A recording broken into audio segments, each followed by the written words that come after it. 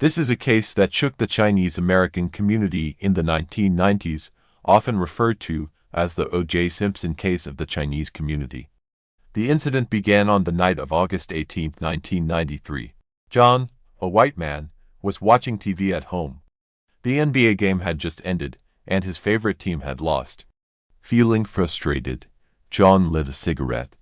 After putting it out, he was about to go to bed when suddenly there was an urgent knock at the door. John was surprised because it was so late. Who would be visiting him at this hour and knocking so frantically? He opened the door to find an Asian man with a terrified expression. The man, speaking in heavily accented English, said that his wife had been murdered and his son was missing. He asked to use John's phone to call the police. The city where the crime occurred was in the western coastal area of Los Angeles, one of the wealthiest regions in the U.S. known for its stunning scenery. In August, the weather here was extremely hot. By 11:35 p.m., Officer Barron, who was on duty, received a call about a homicide at a luxury apartment in the southern part of the city. 5 minutes later, Barron arrived at the scene.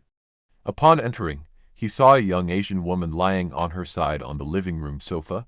She was wearing a sleeveless black and white polka dot dress, with no shoes on, and her underwear had been pulled down to her thighs. Her left shoulder was resting on a towel soaked in blood. A baby bottle was placed to the right of the sofa. As Barron was about to examine the body more closely, he heard footsteps upstairs in one of the bedrooms. Immediately, he drew his gun and ordered the person to come out. A man emerged, looking panicked. He identified himself as the homeowner, the one who had called the police. He said the woman downstairs was his wife, and his son was missing. Barron escorted the man to the police car and continued to search the apartment. The officer found the missing son in a crib in the second-floor bedroom. It was a 5-month-old baby boy, whose face had been smothered with a pillow, and a t-shirt had been stuffed into his mouth. An autopsy revealed that the woman had 19 stab wounds from a sharp object, all fatal. A defensive wound on her left arm showed that she had fought back fiercely before dying. The baby boy had also suffered the same fate as his mother, suffocating to death.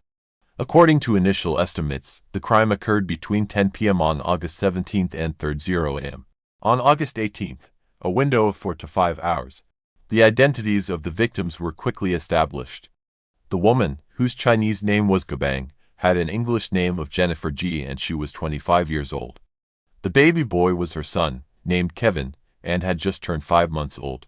The man who claimed to be the husband and father of the victims was Jim Pang, a well-known Taiwanese businessman, often referred to as the king of electromechanics. Jim Pang, aged 50, owned a Taiwanese electronics company with branches in San Diego, Singapore, Shanghai, Xiamen, Shenzhen, and Qingdao. In the 1990s, the company had an annual revenue of $40 to $50 million. By those standards, he was a bona fide billionaire at that time.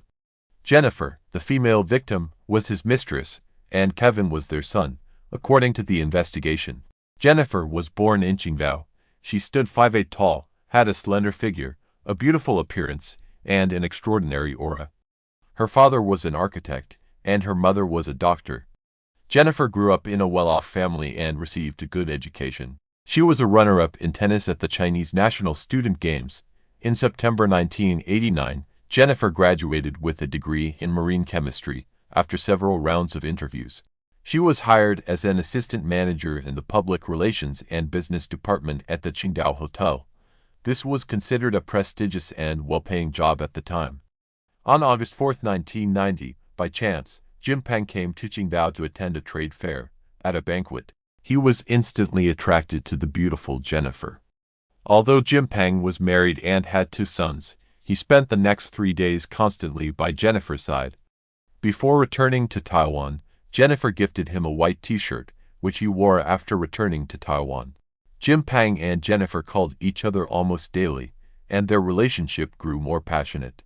2 months later, in October 1990, Jim Pang invited Jennifer to join him at a trade fair in Shanghai. In the letter, he wrote, "Your youth and energy are unforgettable to me. Every night I dream of us meeting again." Enclosed were $300 and 2 designer dresses. Over time, they gradually became lovers. In January 1991, Jennifer left her job in Qingdao and moved to Shanghai, becoming the assistant to the general manager and executive secretary of Jim Pang's Shanghai branch. Later, in October 1991, Jim Pang arranged for Jennifer to go to San Diego, U.S., to study finance, management, and marketing. In March 1992, after Jennifer returned to China, Jim Pang opened a new branch in Qingdao, Jennifer's hometown, and appointed her as the general manager. In August 1992, Jennifer discovered she was pregnant.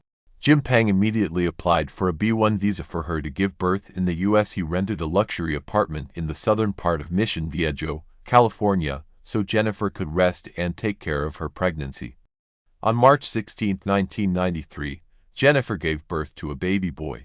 During this time, Jim Pang only visited her 2 to 3 times, staying for 4 to 5 days each time before leaving.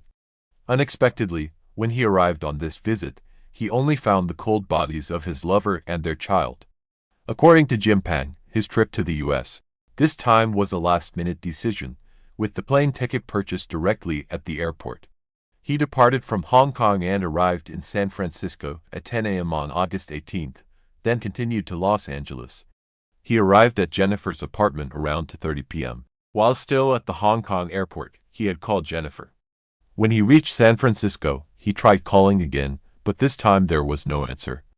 Upon arriving at the apartment building, he rang the doorbell since he didn't have a key, but no one answered. He went to the building's management office to borrow a key, but the staff found that his name wasn't listed as a resident, so they refused to give him one. Exhausted from the long journey, Jim Pang rested in the management office for a while and even took a short nap. After waking up, he went back to Jennifer's apartment and rang the doorbell again, but still, no one answered. He left a note saying, "Bing, when you get home, come to the management office. I'm waiting for you there." It's important to note the context of that time, since it was 1993. Mobile phones were not widely available, so reaching someone was quite difficult, complicated, and took more effort. By 5:30 p.m. the management staff was preparing to leave for the day, so Jim Pang went back to Jennifer's apartment door. By 11 p.m. Jennifer still hadn't returned. Jim Pang had a bad feeling. Based on what he knew about Jennifer, she wouldn't come home this late without a reason. He pushed the door open and was shocked to find it ajar, not locked at all. Jim Pang entered and saw Jennifer lying cold on the sofa. In a panic, he ran out to the neighbor's house to borrow a phone and call the police. And that's the scene we mentioned at the beginning of this story. When news of the crime broke, the residents of Mission Viejo were in shock. This was a highly secure, affluent area where such brutal crimes were rare. What made this case even more sensational were the complex and controversial relationships between the people involved. A billionaire hiding his mistress and their child in the U.S. Just 2 to 3 days before the murders of the mistress and the child, the billionaire's wife had also arrived in the U.S. staying in a house just 3 miles away from the mistress's residence. So, who was the killer? This event caused a stir among the local population, especially in the Chinese community. Every day, people gossiped and speculated about the culprit.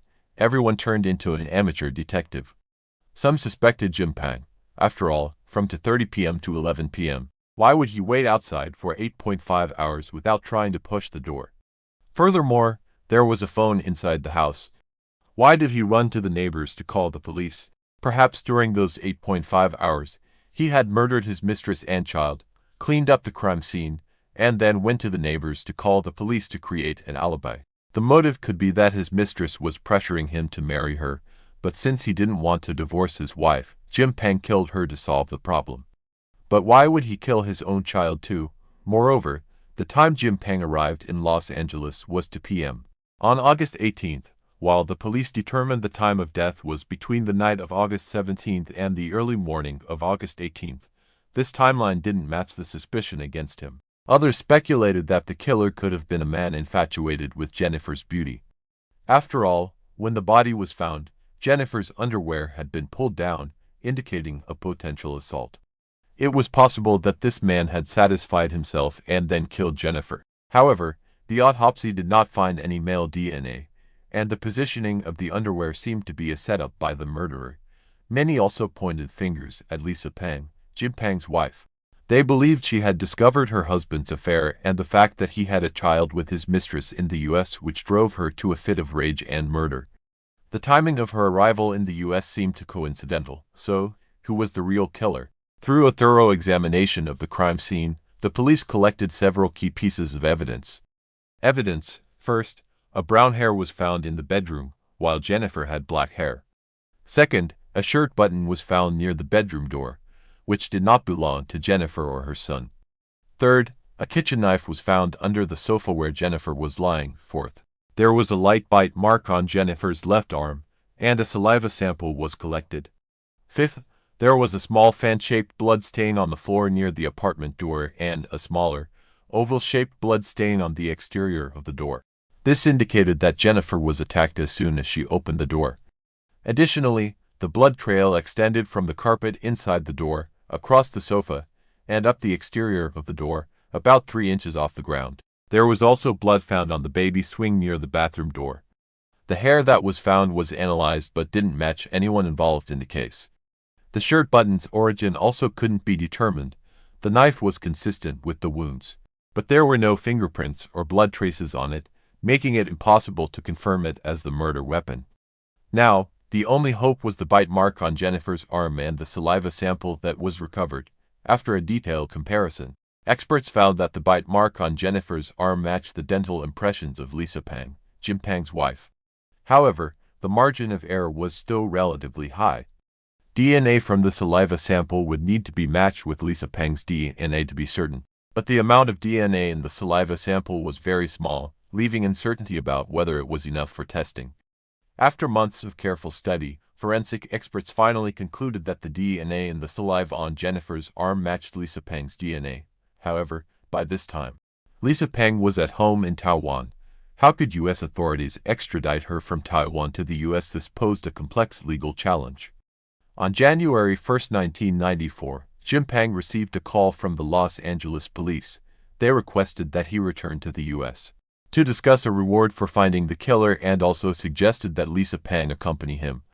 Previously, due to the lack of progress in the case, Jim Pang had proposed offering a reward for any leads, but the police advised him to wait. This time, they used the reward as a reason to invite him back to the U.S., conveniently bringing his wife along.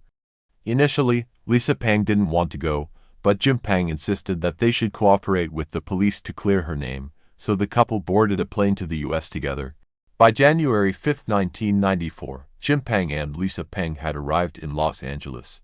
Upon arriving at their hotel, forensic experts immediately took 5 cubic centimeters of Lisa Pang's blood, likely to run another DNA test. 2 days later, on January 7th, the police informed Jim Pang to bring his wife and 2 sons to the police station for questioning. It's worth noting that Jim Pang's 2 sons were studying in the U.S. and living in the family's mansion, so Jim and Lisa Pang often visited the U.S. to stay for a few days to see their children. On the morning of January 8th, Jim Pang and his wife brought their 2 sons to the Mission Viejo police station. There, all 4 were asked to take a lie detector test. 3 of them passed, but Lisa Pang continuously failed the test. At 2 p.m. the police began a private interrogation with Lisa Pang. She denied knowing Jennifer's whereabouts. The police asked why. When they visited her home after the incident, they noticed her left leg was injured. Lisa Pang claimed she had fallen at home, and her younger son could testify to it. However, when her younger son was asked during his lie detector test, he said he didn't remember the incident. Around 6:30 p.m. the police announced the arrest of Lisa Pang. Lisa Pang was born into a modest family in Tian. Her father passed away early, and the family consisted of 6 sisters and 2 brothers. As the second eldest, Lisa Pang had to shoulder the responsibility of supporting the family, along with her mother. 22 years prior, Lisa Pang had been working at a foreign electronics company when she met Jim Pang, a fellow Taiwan native and a friend of her colleague. Although Jim Pang was of short stature, he was strong, hardworking, and ambitious in his career goals. After they fell in love, Lisa Pang learned that Jim wanted to start his own electronics company but lacked the initial capital. She biked all over to borrow money from family and friends, managing to gather the first funds for their business venture. Both eventually quit their jobs and started their own business. At that time, the electronics industry was highly profitable. Before long, their business grew rapidly, expanding from a small workshop with a few employees into a large company with branches all over Taiwan, eventually spreading across Asia and Europe, becoming a multinational corporation. All of their success was due to the joint efforts of both husband and wife. In a later interview, Jim Pang even admitted, "My wife contributed greatly to my career." In the company, Jim Pang served as the chairman, while Lisa Pang held the position of chief financial officer. Back when they were still in Taiwan, the couple would come home from work and discuss everything together. However, as the business grew, Jim Pang frequently traveled for work, while Lisa Pang mostly stayed in Taiwan.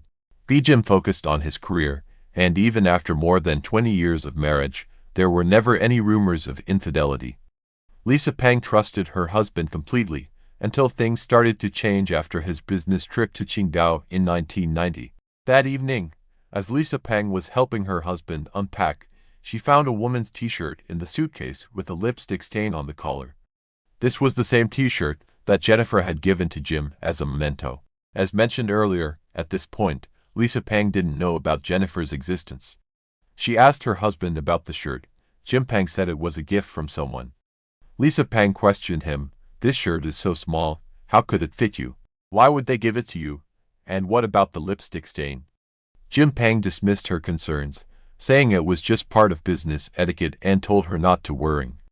Lisa Pang had no concrete evidence to prove that her husband was cheating, so she let it go. A few days later, when reviewing the company's phone bills, Lisa Pang noticed that calls were being made almost daily from her husband's office to a number in Qingdao.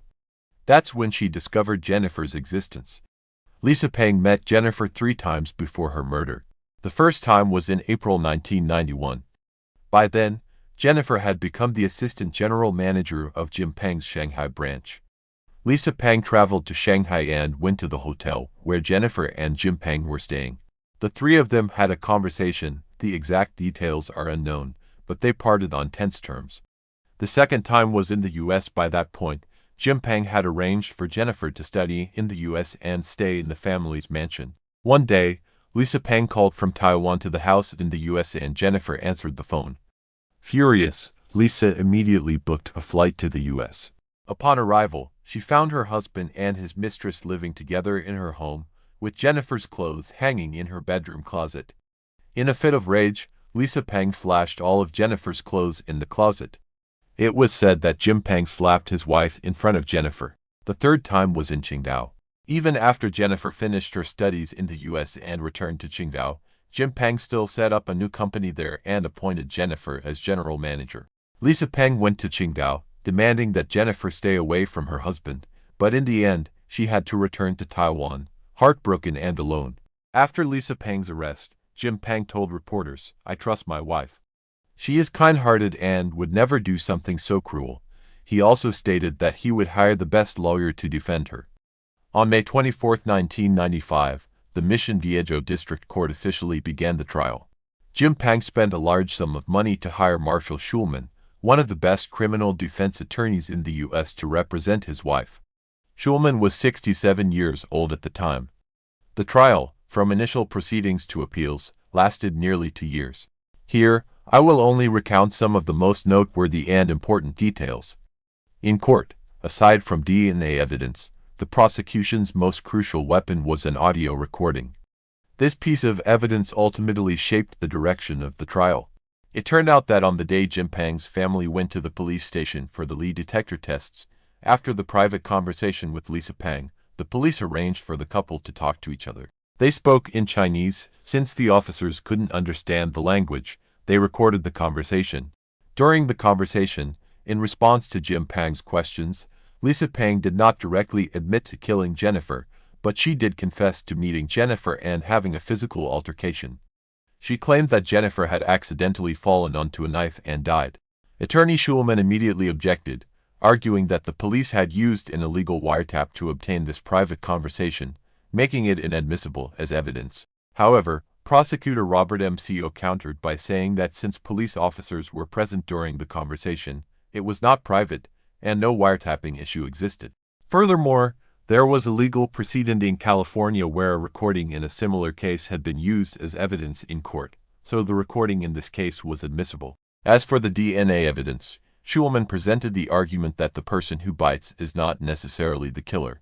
He exploited the weakness in the prosecution's case by pointing out that the police had no direct evidence from the crime scene linking Lisa Pang to the murder, claiming that the DNA match meant nothing. Schulman explained that on the afternoon of August 17th, the day before Jennifer's body was discovered, Lisa Pang had indeed gone to Jennifer's apartment. They argued, and Lisa Pang bit Jennifer's left arm before leaving.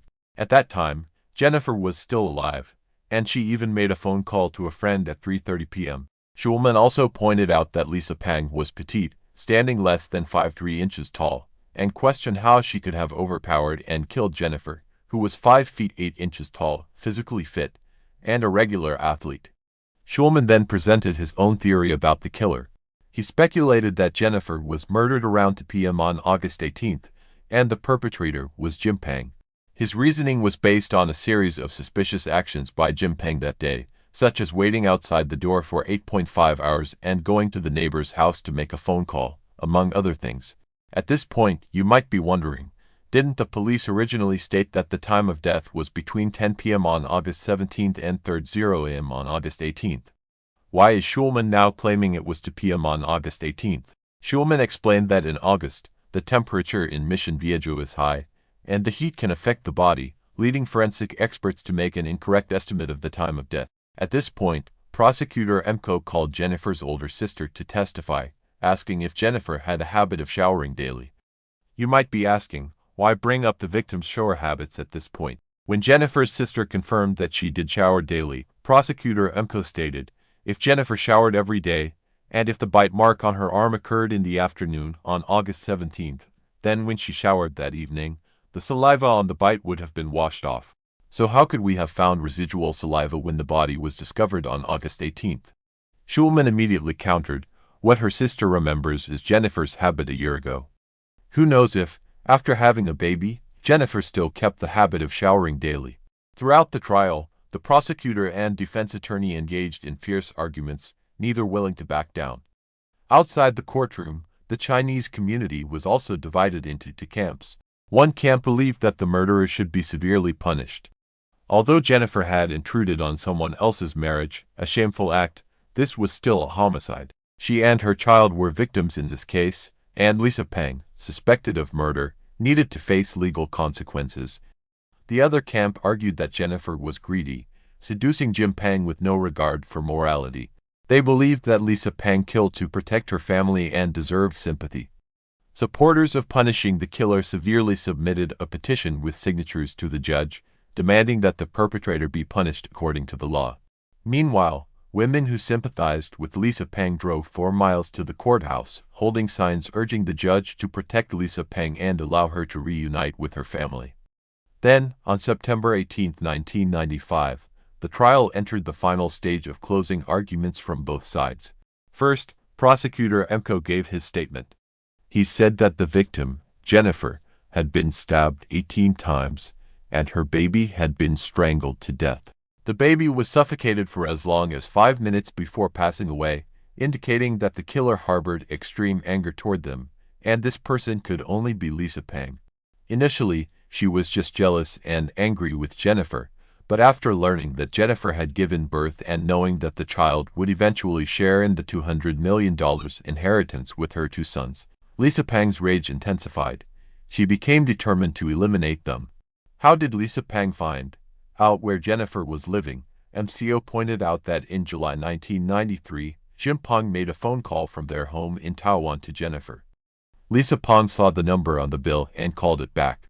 Over the phone, Jennifer mentioned that she was living in a great place with a swimming pool and a very comfortable lifestyle.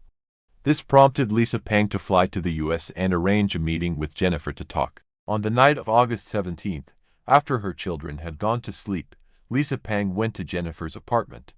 Jennifer had even done her makeup, expecting Lisa Pang to arrive for a negotiation, but when she opened the door, she was immediately attacked. When it was defense attorney Schulman's turn, he continued to point to Jim Pang as the perpetrator, citing the reasons we mentioned earlier regarding the police theory that Jennifer and Lisa Pang had arranged to meet late at night.